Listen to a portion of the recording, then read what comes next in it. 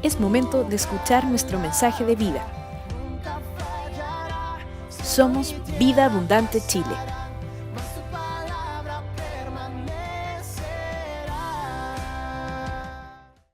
Yo quise compartir hoy algo referente a una pregunta que es bien especial, que se encuentra en Génesis capítulo 4. Así que vaya a su Biblia, por favor, a Génesis capítulo 4. Y vamos a ver una historia que es bien especial, bien conocida también por todo el mundo. Todo el mundo la recuerda, Caín y Abel, la historia de Caín y Abel, lo que pasa con ellos. Y hay una pregunta muy especial que hace Caín, se la hace a Dios, que me gustaría traerla a colación al día de hoy, que es: ¿acaso soy yo guarda de mi hermano? ¿Acaso soy yo quien debe responder o cuidar por mi hermano? ¿Soy yo quien debe estar atento de mi hermano? Cuando hablamos de hermano, solamente a veces hablamos de término familiar, ¿cierto? Mi hermano consanguíneo. Pero también quiero invitarles a que cuando hablemos de hermano lo piensen como el hermano en la fe, nuestro hermano en Cristo. Somos hijos de Dios, coherederos de Cristo, dice la palabra. Por lo tanto, acá todos los que venimos usualmente somos hijos de Dios, hermanos en la fe. Y esto me recuerda a lo que se hace acá en la iglesia una vez por mes, el comedor para inmigrantes, que es una suerte de respuesta a esta pregunta. ¿Soy acaso yo guarda de mi hermano? ¿Soy acaso yo también un poco responsable de lo que otras personas necesitan? Efectivamente lo somos. Somos responsables también de cuidar al que necesita cierto cuidado. Y así lo vamos a tratar de entender. Para ello vamos a leer Génesis 4, del 1 al 15. ¿Sí? Así que le invito a abrir su Biblia. Vamos a Génesis 4, del 1 al 15. ¿Dónde está la historia de Caín y Abel? ¿Están todos ahí? Sí, Génesis 4, del 1 al 15. Bueno, acá hay una pintura bien famosa, es donde se representa la figura de Dios, con los ángeles. Arriba está Caín de pie y Abel en el suelo, asesinado por su hermano. Más allá hay una especie de fuego que representa las ofrendas que habían llevado Caín y Abel a Dios. El tema central acá en la historia de Caín y Abel es la ofrenda y el corazón que tuvieron cada uno para realizar la ofrenda hacia Dios. Dios a uno lo felicitó, lo llenó de elogios, le agradó la ofrenda de uno. Sin embargo, la ofrenda de otro no le gustó tanto, más bien lo aconsejó. Caín, el corazón, debes hacer esto, etcétera, etcétera, el pecado. Vamos a leer la historia. Dice, versículo 1, conoció Adán a su mujer Eva, la cual concibió y dio a luz a Caín. Y dijo, por voluntad de Jehová he adquirido varón. Estaba muy feliz Eva en el nacimiento de Caín. Después dio a luz a su hermano Abel.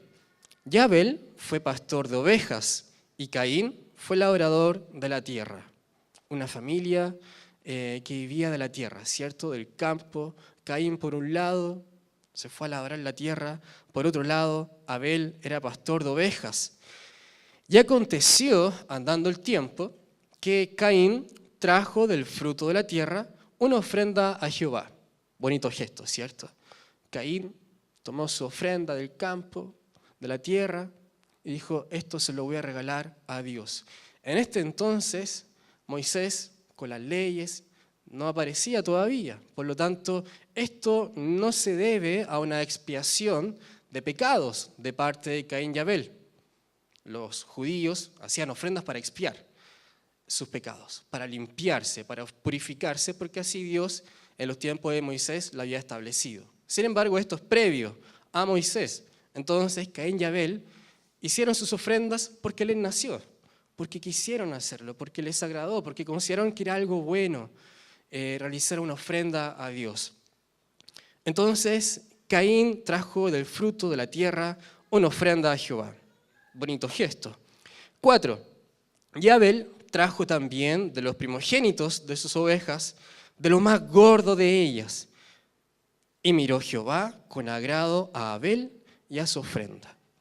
Acá ya nos dice, Dios prefirió uno antes que el otro. Prefirió a Abel antes que a Caín. Caín trajo su recurso de la tierra. Por otro lado, Abel trajo lo más gordo de las ovejas y sus animales para Dios. A Dios le gustó esa actitud. Vamos a ver por qué. Pero no miró con agrado a Caín, Dios, y a la ofrenda suya, y se ensañó, se enojó Caín en gran manera, y decayó su semblante. Caín hizo algo bueno para Dios y dijo, pucha, no es suficiente. Se enojó, se desanimó, fui a hacerle un regalo y me terminó retando. Se enojó, se desanimó, etc. En esta ira, Dios que vio su corazón. 6. Entonces, versículo 6. Entonces Jehová dijo a Caín, ¿por qué te has ensañado? ¿Y por qué ha decaído tu semblante?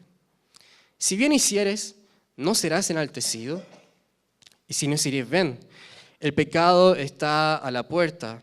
Con todo esto, a ti será su deseo, y tú te enseñorearás de él. Es decir, si te enojas, si dejas que el pecado entre a tu vida, tú te vas a ser el dueño, el amo y señor del pecado. Así que cuidado con lo que tú estás dejando entrar en tu vida. Cuidado con esa rabia que estás teniendo.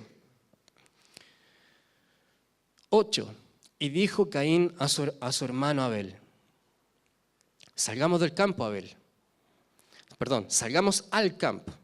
Le invitó Caín a Abel al campo, y aconteció que estando ellos en el campo, Caín se levantó contra su hermano Abel y lo mató. Y Jehová dijo a Caín, ¿dónde está Abel, tu hermano?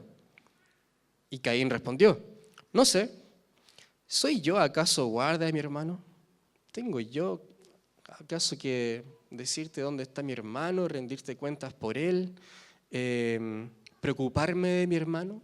¿Soy acaso yo el indicado o es mi obligación preocuparme de mi hermano? Caín con esa actitud ante Dios, y Dios que ya había leído el corazón de Caín, y él le dijo, ¿qué has hecho? La voz de la sangre de tu hermano clama a mí desde la tierra. Ahora, pues, maldito seas tú de la tierra, que abrió su boca para recibir de tu mano la sangre de tu hermano. Cuando la abres la tierra, no te volverá a dar su fuerza. Errante y extranjero serás en la tierra. Es una poética definición de Dios acerca de lo que nosotros en algún momento fuimos. En algún momento, antes de llegar a Cristo, éramos errantes y extranjeros. Cuando uno piensa en aquellos que no conocen a Cristo, uno piensa que, bueno, tiene una suerte de ser personas errantes y extranjeras. ¿Por qué extranjeros? Porque hay una patria que nos pertenece y esa patria es el reino de los cielos. Somos ciudadanos del reino de los cielos. Sin embargo, acá ya, Caín habiendo dejado entrar el pecado en su vida, Dios le dice, serás Caín, errante y extranjero.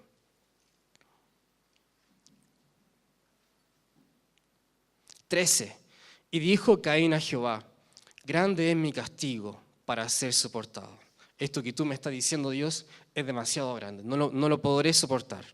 Entonces Dios le responde, Caín, he aquí me echas hoy de la tierra y de tu presencia me esconderé y seré errante y extranjero en la tierra. Y sucederá que cualquiera que me hallare me matará. Y le respondió Jehová, ciertamente cualquiera que matare a Caín 7 veces será castigado.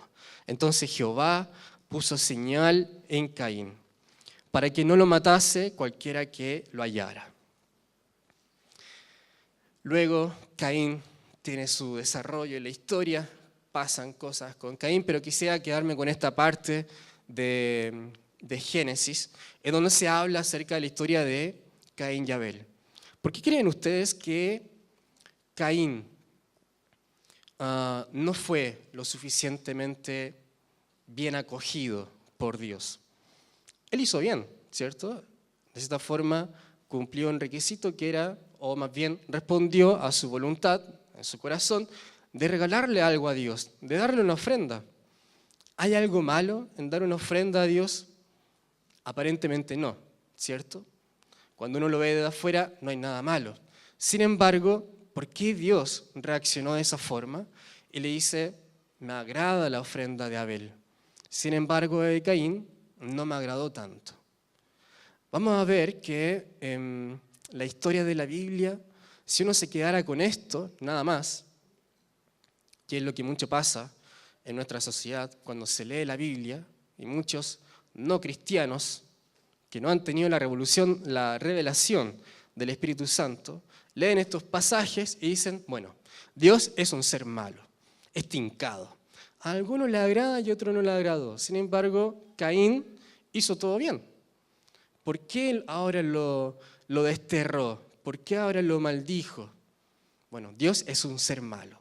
Dirá aquel que no ha leído por completo la Biblia o que no tenga una revelación espiritual. Por eso, hermanos, debemos tener discernimiento para leer la palabra de Dios. Hay pasajes, especialmente en el Antiguo Testamento, que son crudos y que muchas veces uno dice, ¿cómo es posible que Dios haya permitido eso?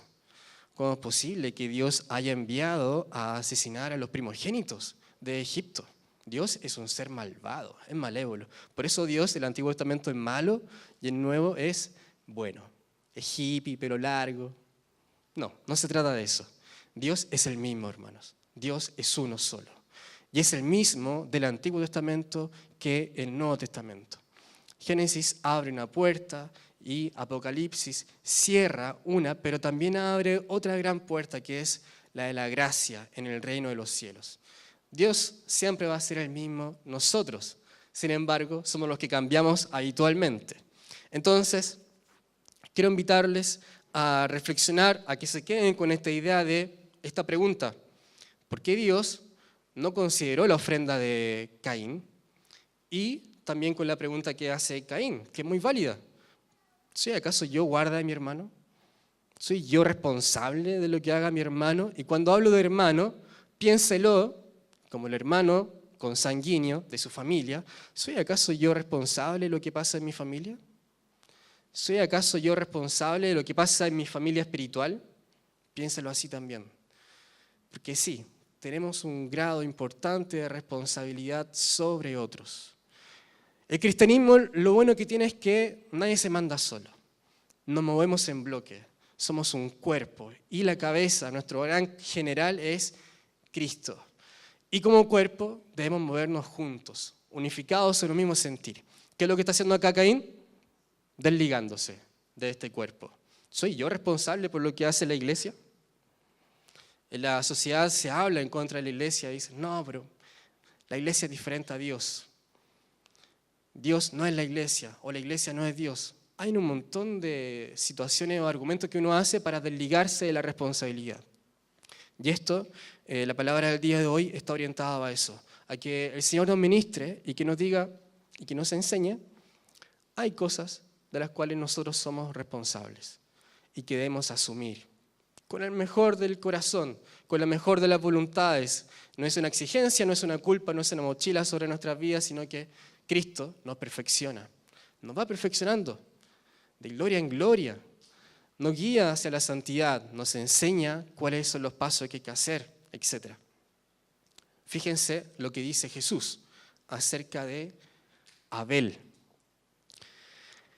Mateo, en el capítulo 23, versículo 24 y 25, todo ese capítulo 23, si usted le revisa, es una crítica de Jesús hacia los fariseos. Ustedes, fariseos, que cierran las puertas del reino de los cielos a los pobres. Solamente ustedes quieren estar en el reino de los cielos, pero dejan a los pobres afuera. O se creen la santidad misma, dicen lo que hay que creer, cómo hay que actuar, etcétera, etcétera. Léalo porque es bueno ponerse a veces. Revisémoslo.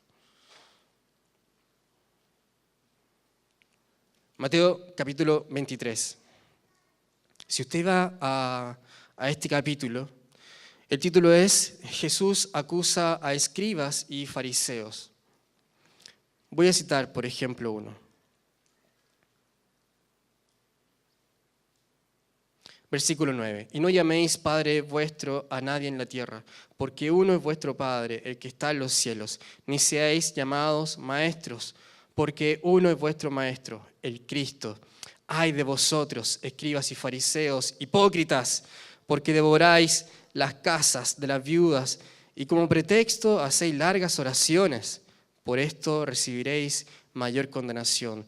Ay de vosotros, escribas y fariseos hipócritas, porque recorréis mar y tierra para hacer un prosélito, y una vez hecho, le hacéis 2 veces más hijos del infierno que vosotros. Ay de vosotros, guías ciegos, que decís, si alguno jura por el templo, no es nada, pero si alguno jura por el oro del templo, es deudor. Insensatos y ciegos. Bueno, es un capítulo para leerlo y de pronto ponerse en el lugar de, cuando dice, ay de vosotros, escribas y fariseos, ponga su nombre. Ay de vosotros, ay de ti, Felipe, que haces esto, mientras reclaman lo siguiente. Es bueno a veces ponerse a la luz de la palabra y examinarse uno mismo. Y lo que Jesús está diciendo acá, en el versículo 33 y 35, es lo siguiente. Por tanto, he aquí yo os envío profetas y sabios escribas, para que venga sobre vosotros, fariseos y escribas, toda la sangre justa que se ha derramado sobre la tierra, desde la sangre de Abel, el justo, hasta la sangre de Zacarías, hijo de Berequías, a quien matasteis entre el templo y el altar. Lo que hace acá Jesús es decirle, toda la sangre que ustedes han derramado, desde la A hasta la Z, desde Abel hasta Zacarías, va a ser derramada sobre ustedes. Y Jesús hace mención acá de Abel y lo llama justo. ¿Por qué llama justo a Abel y no hace mención de Caín? ¿Por qué? Si Caín llevó una ofrenda a Dios. Pero sin embargo de Caín no se dice nada. Simplemente él hace mención de Abel, aquel que llevó lo mejor. Esa gran oveja gordita, rechonchita, la llevó frente a Dios y lo sacrificó, lo mejor de sí. Y a Abel, Jesús lo llama justo. ¿Por qué? Vamos a ver la respuesta ahora. Le pido que la siguiente imagen que vamos a ver no se haga un prejuicio. Es una imagen que, si usted quiere, puede parecer ofensiva, pero en realidad no lo es.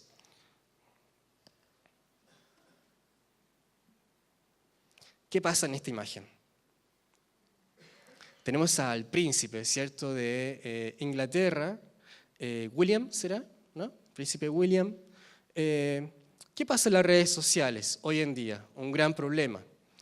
Si tomamos solamente la imagen de arriba y la subimos a las redes sociales y decimos, príncipe William, mal educado, irrespetuoso, no puede ser que alguien de la realeza esté haciendo ese gesto, bla, bla, bla, bla, bla, ¿cierto? Y elaboramos toda una teoría al respecto de esa foto. Sin embargo, ¿qué necesitamos para ver la verdad? Perspectivas, otras visiones, comprobar qué es lo que quiere decir de verdad, qué es lo que dice la Biblia acerca de Caín y Abel. Caín y Abel, Dios castigó a Caín. No, Dios es un ser malo. ¿Qué debemos hacer? Veamos la Biblia, analicémosla, recorrámosla, veamos qué dirá en otro pasaje. ¿Qué dirá otra historia acerca de esto? ¿Podrá Dios enseñarnos a partir de otra historia y revelarnos sus verdades? Claro que sí. Claro que sí. ¿Por qué? Porque Dios es uno. Y Dios es el mismo en toda la Biblia y en todas las enseñanzas. nos quiere transmitir algo. Esta imagen, por ejemplo, la imagen de arriba, si nos quedamos con eso, un irrespetuoso, un desubicado, etcétera, etcétera. Pero analicemos bien, desde abajo él está haciendo otra cosa, ¿cierto? Entonces entendemos que necesitamos a veces otras perspectivas para entender una verdad. No nos dejemos llevar también en redes sociales por lo primero que vemos. Eso es lo que una vez habló nuestro hermano David, las posverdades, ¿cierto? Que hacemos una verdad de cualquier cosa y eso lo creemos de inmediato. Ojo, también seamos sabios con lo que compartimos en imágenes, etcétera, etcétera. Busquemos la sabiduría de Dios. Y en este espíritu de buscar la sabiduría de Dios, ¿qué no quiere decir Caín y Abel en esta historia? Vamos a ir al libro de Ruth y vamos a ver qué nos enseña la historia de Ruth, Orfa y Ruth. ¿Quién era Orfa? ¿Se acuerdan? Orfa, la otra nuera, ¿cierto? Estaba Noemí, tenía dos nueras, una era Ruth y la otra era Orfa. Vamos, yo le invito a leer el primer capítulo de Ruth para darnos una nueva perspectiva acerca de lo que está enseñando Caín y Abel. No es que Dios haya castigado porque quiso a Caín. No es que se le antojó castigar a Caín porque es un ser incomprensible Dios. No, todo tiene su propósito, todo tiene su enseñanza, su camino, etc. Yo les hago un breve relato de los primeros 14 versículos. Bueno, en este cuadro está Noemí, ¿cierto? Tenemos a dos mujeres, suponemos que Ruth es la que está más cerca de Noemí, y Orfa es la que ya le está dando la espalda, ¿cierto? El relato de estos primeros 14 versículos, por cuestión de tiempo, solo relato, pero sí vamos a leer lo que dice Noemí. Elimelec y Noemí fueron a vivir a Moab. Este matrimonio se fue a vivir a Moab, donde tuvieron dos hijos, Malón y Kelión. En Moab, Elimelec fallece y sus dos hijos tomaron por esposas a Orfa y Ruth. 10 años más tarde, fallecen los dos hijos de Elimelec, quedando sola Noemí con sus dos nueras. Noemí, ya anciana, viendo a sus nueras que eran relativamente jóvenes, les solicitó que se marcharan y encontraran esposos. Esta invitación de Noemí a sus nueras es: regresen a su pasado, regresen a su ciudad natal, busquen esposos, regresen a sus dioses, etc. Noemí solicitó a sus dos nueras que se marcharan. Por su parte, ella se iría a su pueblo de origen, Judá. Recuerden que Noemí se había marchado con Elimelec, su esposo, a Moab. ¿De dónde venían ellos? De Judá. Esa era su ciudad natal. Se fueron a Moab y ahora que Elimelec ya no estaba, Noemí quiere volver a casa, a Judá, porque había escuchado que Dios iba a levantar algo en Judá, que estaba haciendo algo. Entonces Noemí decide volver y le dice a sus nueras: niñas, mijitas, hagan su vida, encuentren esposos. En primera instancia, ambas nueras se niegan a dejarla, Orfa y Noemí. Muy bien, ¿cierto? Se niegan a dejarla. Incluso dice el texto que lloran. Veamos el versículo 12. Ruth 1, versículo 12. Volveos, hijos mías, e idos, porque yo ya soy vieja para tener marido. Y aunque dijese, esperanza tengo, y esta noche estuviese con marido, y aún diese a luz hijos, ¿habíais vosotras de esperarlos hasta que fuesen grandes? ¿Habíais de quedaros sin casar por amor a ellos? No, hijas mías, qué mayor amargura tengo yo que vosotras, pues la mano de Jehová ha salido contra mí. Desesperanzada estaba Noemí. 14. Y ellas alzaron otra vez su voz y lloraron. Ambas, Orfa y Ruth, lloraron. Tenían mucha pena por Noemí y por la situación. Caín y Abel, ambos ofrendaron. Ambos querían darle algo a Dios. Pero ¿qué hizo la diferencia? Y ellas alzaron otra vez su voz y lloraron. Y Orfa besó a su suegra, mas Ruth se quedó con ella. Orfa, finalmente, con mucha pena, con mucho dolor, se despide de Noemí, su suegra, y vuelve a su ciudad, vuelve a sus dioses, vuelve a su pasado. Con dolor, sí, pero volvió, se fue. Sin embargo, ¿qué hizo la diferencia? Versículos, vamos a leer 15, 16 y 17. Y Noemí dijo, he aquí, tu cuñada se ha vuelto a su pueblo y a sus dioses. Vuélvete tú tras ella. Ruth, ve con ella. Anda con Orfa. Vuelve a tu pasado. Vuelve a tus dioses. Vuelve a encontrar esposo, porque yo ya no tengo nada más que dar. Sin embargo, Noemí explica la razón de por qué no abandonar a Ruth. No me ruegues que te deje. Y acá está, podríamos pensar que está Abel hablando con el corazón de Abel. No me ruegues que te deje y me aparte de ti, porque a donde quiera que tú fueres, iré yo. Y donde quiera que vivieres, viviré. Tu pueblo será mi pueblo, y tu Dios, mi Dios. Donde tú murieres, moriré yo, y allí seré sepultada. Así me haga Jehová, y aún me añada que solo la muerte hará separación entre nosotras dos. ¿Qué está haciendo acá Ruth? Está llevando la oveja mayor. Está llevando esa oveja bien gordita que llevó Abel como ofrenda a Dios. ¿Qué está haciendo Ruth? Está ofrendando su vida. Le está diciendo, toma mi vida. Donde tú mueras, yo voy a morir. Donde tú vayas, yo voy a ir.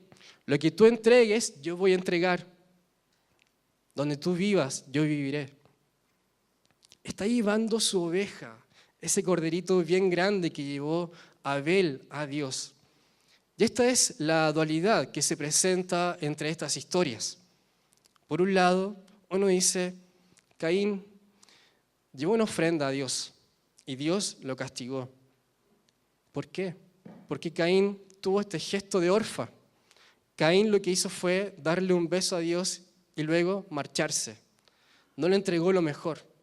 Llevó solamente quizás lo que tenía a la mano, al alcance, pero no hizo un sacrificio. ¿Entienden la idea? Sin embargo, Abel hizo un sacrificio de llevar lo mejor de su vida ante Dios. Ruth, por su parte, también hizo un sacrificio. Decidió no abandonar a Noemí, quedarse con ella. Ella perfectamente pudo haber seguido, como hizo Orfa, besar con llantos, entre lágrimas, con penas, en la despedida, pero en definitiva, irse, dejarla sola. Sin embargo, Ruth decidió quedarse y vivir con ella hasta la muerte. Estas dos historias nos enseñan una verdad de Dios. Lo que Dios quiere es que nosotros entreguemos lo mejor de nuestras vidas a Dios. Podemos rescatar ese principio, ¿cierto? Estas dos historias nos muestran esa realidad. Y no es que Dios castigue al que no entrega lo mejor de sí, pero bendice al que sí entrega lo mejor de sí. A Ruth, a Abel. Hay un corazón dispuesto a entregar lo mejor de nosotros a Dios. Hasta ahí. ¿Me siguen, cierto? Sí. Y esto nos puede traer muchas reflexiones, muchas reflexiones. En nuestra iglesia o en otras iglesias, qué sé yo, hablar de personas que hicieron algo muy bueno, pero finalmente algo pasó en el camino, que eso se fue diluyendo. Buenas intenciones, pero finalmente no hay frutos. Sabemos que Dios a su tiempo da todos los frutos, pero creo que es esencial para poder construir una iglesia que transmita ese verdadero sentir a nuestra familia, porque esa es una misión de nuestra congregación, que nuestra familia llegue a Cristo, nuestra familia consanguínea. Para ello necesitamos tener este corazón que tuvo Ruth. Donde tú mueras, yo voy a morir. Donde tú vayas, yo voy a ir. El Dios que tú adoras, yo voy a adorar. El corazón que tuvo Abel de entregar lo mejor de sí a Dios. Ruth perfectamente puede haberse preguntado, por ejemplo, Señor, Noemí está anciana, Orfa se fue. ¿Pudo haber orado Ruth a Dios y preguntarle, ¿soy acaso yo guarda de mi suegra? ¿Soy acaso yo responsable de mi suegra? ¿Me debo quedar con ella? Perfectamente pudo haberle hecho esa pregunta Ruth a Dios. Sin embargo, lo que hizo Ruth fue diferente. Se quedó a vivir con ella, se quedó esperando lo que Dios iba a hacer con sus vidas. No abandonar, hermanos, a aquellos que Jesús no abandonó. En nuestra iglesia, que es una iglesia muy diversa, nuestra congregación es una congregación tremendamente diversa, se da la siguiente realidad. Una calle divide dos realidades absolutamente diferentes. Pasa en nuestra iglesia. Gracias a Dios, y por gracia de Dios, ha bendecido a una familia tremendamente, tremendamente. Sin embargo, si usted cruza la calle donde ellos viven, llega a una realidad muy diferente, de otra familia. Estas dos familias quizás ni siquiera se conocen, quizás ni siquiera se hablan, quizás ni siquiera han tocado el tema, quizás para no incomodar. Pero es una realidad que demuestra que estamos abandonando a nuestros hermanos. Una calle divide dos realidades muy distintas, muy distintas. Desamparada una familia y la otra familia, gracias a Dios, en abundancia. Y qué bueno porque ha sido fruto de su trabajo, de su profesionalismo, etc. Sin embargo, la otra familia a veces no tiene que comer en la once, no tiene que cenar, no tiene que desayunar, etc. Esto no es porque no se quiera ayudar a otro hermano, sino porque no se sabe, porque es plena ignorancia. ¿Por qué? Porque no nos conocemos del todo, porque no nos preguntamos, oye, ¿qué te falta en la casa? ¿Estáis bien? ¿Cómo va la deuda? ¿Comiste? ¿Necesitáis ayuda en invierno? En nuestra iglesia se han hecho diversas campañas. En invierno nuestra hermana Ruth se ha esforzado en hacer la logística para reunir ropa, porque tenemos motivaciones que nos ayudan, nos impulsan a ayudar al otro, de una manera sin esperar nada, ¿cierto? No queremos esperar nada a cambio, simplemente ejercer lo que Jesús habría hecho. Pero eso lamentablemente es lo que pasa en nuestra iglesia. Realidades absolutamente diferentes que me ha tocado conocer, a la cual yo no he dejado en evidencia a ninguna de las dos familias, obviamente, las presentaré en su momento, pero que son muy diferentes. Y eso es un choque para nuestras vidas. Es decir, cómo una familia desconoce que hay una realidad muy distinta a la suya cruzando la calle. Y es literal. Usted cruza la calle, llega a una realidad muy diferente. Es una realidad que nos impulsa a preguntarnos esta pregunta que se hace a Caín, a Dios. ¿Acaso soy yo guarda de mi hermano? Yo me preguntaba, si Dios nos preguntará en algún momento, Felipe, ¿qué pasó con esta familia que no ayudaste cuando tú podías ayudarla porque yo te había bendecido? Era tu responsabilidad estar atento. Era tu responsabilidad ir a orar por ellos, ir a llevar un pedazo de pan, etc. Y tendremos que decir, ¿acaso soy yo guarda de mi hermano, Señor? Señor, no seas patudo, me corresponde a mí ayudarles. Si vemos la historia de Abel y Ruth, ¿a quién le corresponde? A nosotros, totalmente. Con esta palabra, hermanos, no quiero desanimarles, no quiero confrontarles, sino que nos animemos como congregación a estar unificados en un mismo sentir, que el Espíritu Santo nos muestre aquello que debemos hacer y aquello que nos falta tanto por hacer, aquello que desconocemos y que por ignorancia no hacemos. Dios, Jesús, se abocó a aquellos que necesitaban y que les faltaba y estuvo al lado de ellos. Y si usted no tiene ¿Qué hizo Pedro a la salida de un templo cuando alguien le dijo, por favor, ayúdame? Y Pedro le dijo, no tengo oro ni plata, pero lo que tengo te doy. Y oró por él, y oró con el Espíritu Santo, y oró por su vida y su vida fue transformada. No estoy diciendo acá, hermano, con esto es que necesitamos tener dinero para ayudar a alguien. Yo necesito darle dinero a otra persona. No es eso. Es ir a la casa, orar, que el Espíritu Santo descienda con su poder, con su presencia y bendiga ese hogar. Y que Dios traiga provisión diaria a su hogar. Quizás tantas cosas están pasando en esos hogares que no nos damos cuenta y que producen que falte alimento sobre la mesa. Bueno, llevemos la palabra de Dios a su hogar. Hay cosas que debemos enfrentar y huir de esta pregunta, porque la hacemos, de verdad que la hacemos. Mucho la hacemos. Mucho.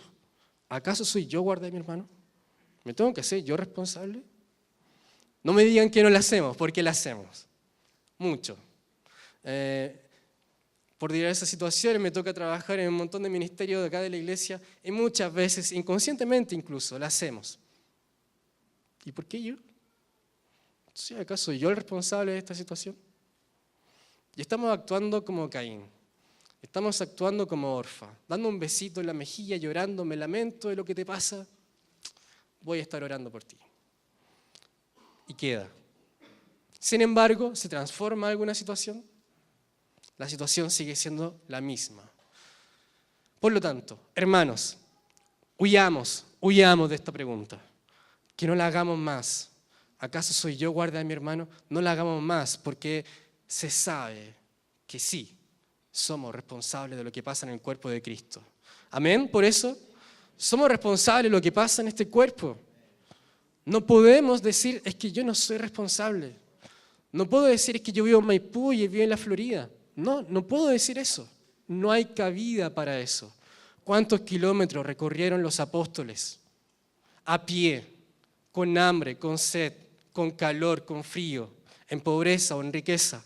¿Cuántos kilómetros recorrieron para decir, Dios te bendiga? Y donde yo vaya, mis pies traerán bendición. Así es. Hermanos, no quiero con esto decir, somos una mala congregación, porque Caín dijo, bueno Señor, yo te traje algo y ahora tú me estás maldiciendo. Pero yo te traje algo bueno. No se trata de eso. Estamos trayendo cosas buenas, sí. Somos personas muy bacanes. Hay familias tremendamente valiosas. Hay viudas tremendamente valiosas que traen mucha sabiduría, protección en oración a nuestra iglesia. Hay niños que traen alegría, bendición. Hay ancianos, pastores, amigos, buenos para la talla, que traen alegría a nuestro hogar. Sí, lo hay. Hay muchas cosas buenas en nuestra iglesia. Pero muchas veces nos quedamos en la actitud de Orfa o de Caín. Bueno, ¿soy acaso yo responsable de esta situación? El paso es hacer como Ruth y como Abel. Sí, somos responsables. Y si soy bueno, que Dios me capacite y me perfeccione aún más, porque Dios me está haciendo un llamado mucho mayor. Es a entregar mi vida al 100% a Dios. Y eso significa estar atento de lo que pasa. Estar atento de lo que pasa en nuestra congregación. Que Dios no nos pille y nos diga, no ayudaste a tu hermano Juan. ¿Qué hermano Juan? ¿Cómo que hermano Juan? Ese que va a la iglesia todos los domingos. Es que yo no lo saludo. Nadie me lo presentó. Es una actitud errada, errante y extranjeros. A veces nos tratamos a nosotros como extranjeros. Nos desconocemos. No, es que no lo voy a saludar porque nunca lo he saludado. Viene hace 3 meses a la iglesia, lo ve todos los domingos, pero no lo voy a saludar porque no tengo nada en común con él o ella. Nos tratamos como extranjeros. Nos tratamos como errantes. ¿Qué dice Dios? ¿Qué dice Jesús? ¿Qué dice el apóstol Pablo? Una gran frase. Vamos a Corintios, por favor. Y con esto ya estamos terminando. 2 de Corintios, Segunda de Corintios, capítulo 9. Segunda de Corintios, capítulo 9, versículo 6. Un versículo usado muchas veces, un montón de veces para la ofrenda, por ejemplo.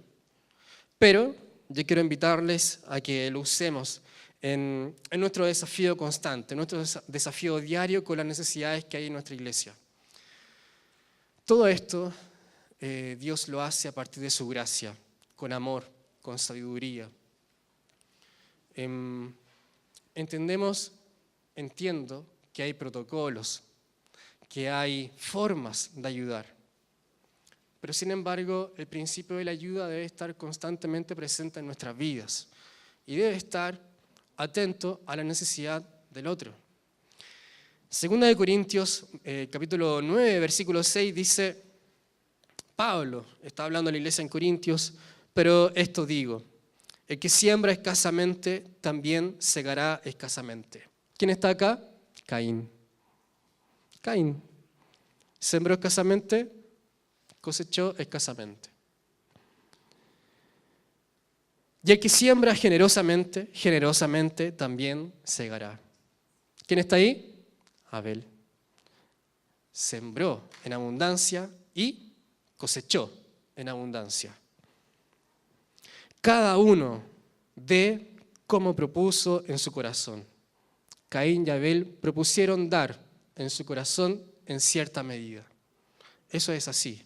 Y no es que Dios castigó a uno porque se le antojó. Dios no bendijo a uno porque se le antojó. No, tiene una explicación.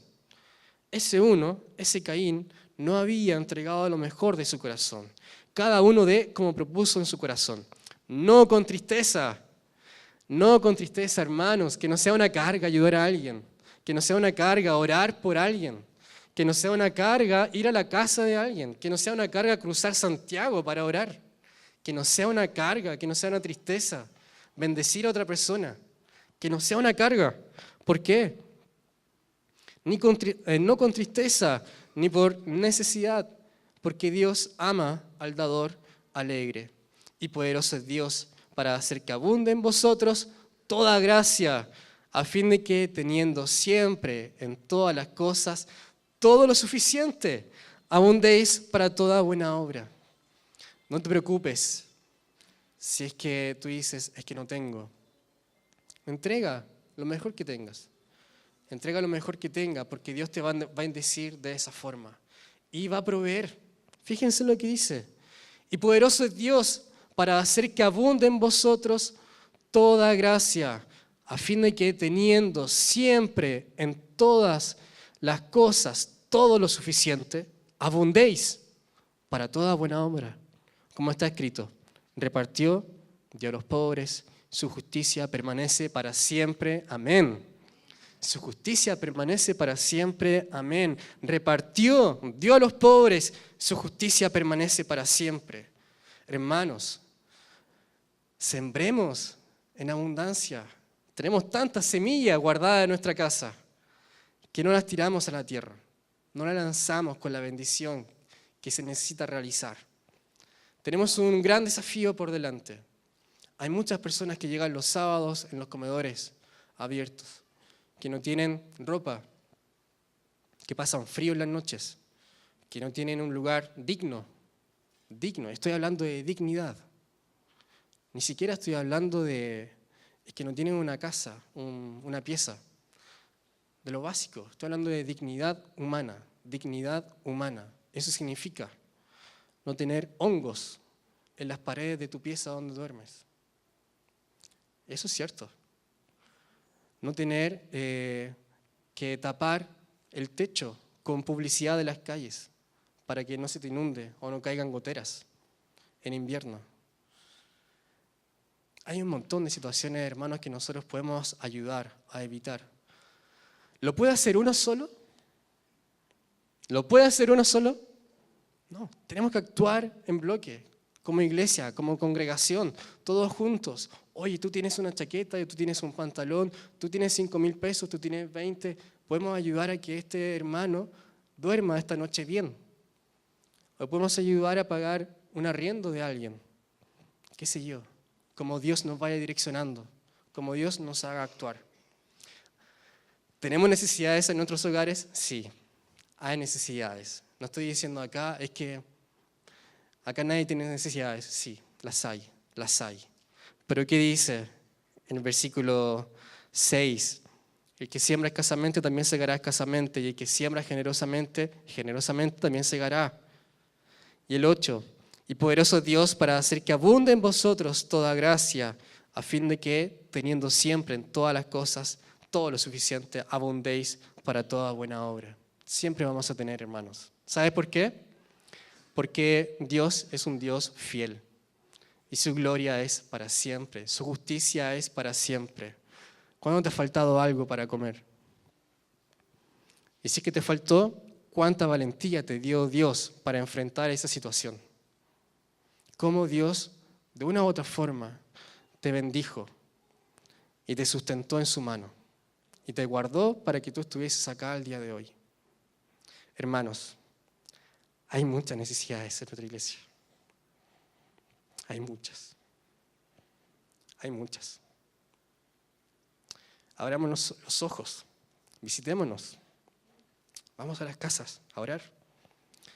Si hay que cruzar Santiago un día de semana hábil, hay que hacerlo. Hay que llevar bendición a ese hogar. No estoy hablando acá de cosas básicas, no tiene internet, no tiene gas, no. Estoy hablando de cosas, de derechos humanos incluso. Que no hay dignidad. Que no hay dignidad. Cuando vienen muchachos el día sábado a los comedores, las historias que ellos cuentan, lo triste que está haciendo su proceso en Venezuela, en Colombia, en Ecuador, en Perú, lo triste que son sus vidas, cómo Sudamérica está sumida en la pobreza a base de corrupción. Pero la iglesia debe despertar, debe ser una gente que ayude a esas personas, que esté al servicio de esas personas. Gracias a Dios, Dios nos provee un hogar donde estar, nos provee calefacción. Agradezcamos una tacita caliente de té, porque muchos no la tienen. Hay mucho que hacer. Y el llamado es, hermanos, el día de hoy a no hacernos más esta pregunta. Por favor, ¿acaso soy yo guarda de mi hermano? ¿Acaso soy yo responsable de eso? Sí, lo somos. Nosotros somos responsables. Nosotros somos responsables. ¿Amén? Hermanos, oremos no solamente por aquellos que tienen necesidad material, sino que también oremos por aquellos que están en la pobreza espiritual, que es otro gran problema. No digo que eso pase acá, pero podemos caer en eso en algún momento, en la pobreza espiritual. Y esa pobreza espiritual significa indiferencia hacia la vida del otro, indiferencia hacia lo que le pasa. La pobreza espiritual radica en que yo no me hago responsable de lo que pasa. Es un fuerte llamado a nuestra iglesia. Lo digo con el mejor de las intenciones. No juzgo a nadie, no estoy juzgando a nadie. Que Dios se encargue de hacer justicia. Su justicia permanece para siempre, dice la palabra. Solamente es lo que Dios me ha transmitido, es lo que Dios me ha enseñado a través de circunstancias específicas a compartir con ustedes. No estoy haciendo un juicio crítico para nada, simplemente animarles a descansar en esta palabra, a descansar en que Dios ha sido tan fiel con nosotros y que si no tengo, una palabra de Dios bastará. A veces, una estrofa bíblica es tan rica, se recibe tan bien en medio de la noche y el frío. Pero una palabra basta a veces para animar, para reconfortar corazones, para salir de la depresión. Oremos, hermanos, que Dios nos derrame su gracia, su justicia, su abundancia espiritual. Padre Santo, gracias, Señor, porque tú eres un Dios justo. Porque tú eres justo, Señor, porque tu justicia permanece para siempre. porque tú a tu debido tiempo haces todo con justicia, Señor. Padre amado, gracias por tu palabra, gracias porque podemos tener la oportunidad de tener la actitud de Abel y de Ruth, de llevar lo mejor de nuestros corazones a aquellos necesitados que tienen falencias económicas o espirituales. Padre Santo, guíanos con tu Espíritu Santo a proveer a aquel que necesita, a proveer al pobre, a proveer al enfermo, a proveer al que está encarcelado, a proveer a aquel que está solo o sola. Padre Santo, gracias porque tu palabra y tu evangelio nos anima a hacer transformaciones sociales. Y porque esta palabra, transformación, implica tanto. Transformar nuestras vidas y transformar las de otros. Porque queremos ver una sociedad transformada. Queremos hacer cosas que transformen las situaciones de nuestra sociedad. Padre Santo, las instituciones a veces no bastan, porque no están bajo tu luz, porque no están bajo tu sabiduría, bajo tu autoridad. Pero la iglesia estamos como unidos, unificados en el mismo sentir, bajo tu autoridad para servirte y para hacer lo que tú nos has pedido. Padre Santo, que seamos agentes que lleven bendiciones a los hogares, que lleven alimentos a los hogares, que lleven provisión, oración, palabra a los hogares. Padre Santo, sé tú quien nos guíe en cada uno de los pasos que deseamos dar.